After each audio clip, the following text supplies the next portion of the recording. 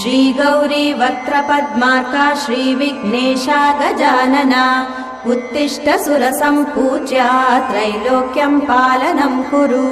श्रीगौरी वक्त्रपद्मार्का श्रीविघ्नेशा गजानना उत्तिष्ठ सुरसम्पूज्या त्रैलोक्यं पालनं कुरु। उत्तिष्ठोत्तिष्ठ हेरम्बा उत्तिष्ठ गणनायका उत्तिष्ठ करुणापूर्णा भक्तानां भाग्यदायका।